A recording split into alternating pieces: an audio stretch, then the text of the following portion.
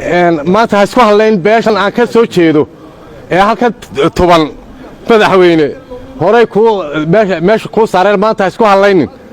maanta ha isku hadlaynin qaariya kuu soo dusin waxaanu leenahay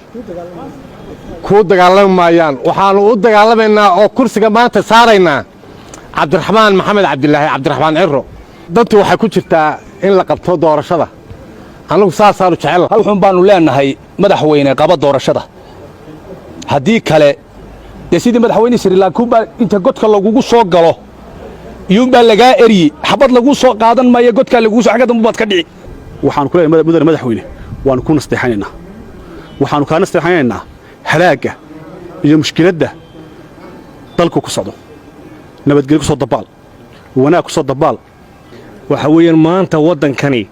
maaha waddan loo cagajugleeyo iyo waddan hanjabaad lagu haysan karo maaha madaxweyne waxaan ku leenahay adoo sharaf leh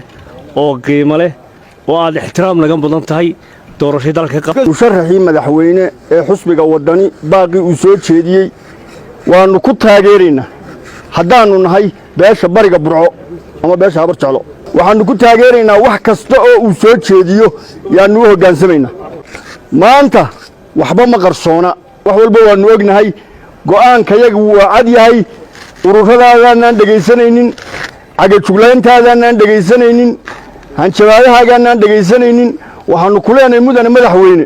dalka cadaaladda ku soo celi oo nabadgelyada ku soo celi oo doorasho xalaala ka qabo maanta haddii beele laysku quuqin jiray gobolka togdheer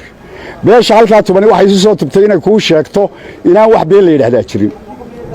shacabka reer Soomaaliland waa beeshii garta iyo cadaaladda lagu yaqaanay shacabka reer Soomaaliland waxa looga baahan yahay gar Ilaahay bay taqaanaa inay garta qaadaan oo siday tahay u qaadaan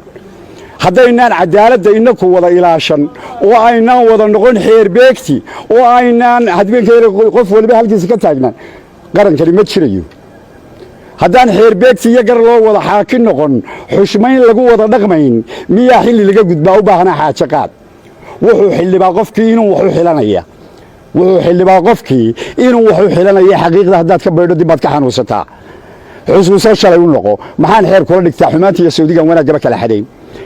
haddaan xabad sururigiyo xogaal tale loo xulayn wadaan xakab loo adkayn miyaa xaragadu la taaxishoodkaba kaa noqon dal kale lagama maamuli karo halkan dadkani dhiiggooday u shubeen mujaahidiintii baa iga horreeyey waa kuwa halkaa tuban waa dadkii u dhintay mujaahid ma aha nin kursiga lagu saaray mujaahid waa kuwii u dhintay oo dhan baa halkaa tuban war raggii 27kii soo galay magaaladan weeye ragga halkaa tubani markii ragga kale ayga wareegaalaysanayeen waxaannu idiin sheegaynaa qabyacay laysku dirayaa gobolkan ka dhici maayo ama salaadiin u yeedhyeedh oo isku sawir ama wax kale isku sawir dadkan lama kala qaybin karo muuse waxaan u sheegayaa wakhti baa hadhay 100 habeen baa hadhay 100kaa habeen marka ay dhammaadaan birri waxa layna odhan doonaa doorasho la qaban kari maayo 3 sannadood baa lalahaa iminka doorashada wakhtigeeda ku qabo komishinkii baa la kala diray cid walba waa la kala diray nama odhan karo laynama odhan karo waxa la qaban kari waayo oo qabsoomi waayey doorashadii iyo xilligeedii komishinkii iyo wixii ay isqardhaafeen isagaa kala diray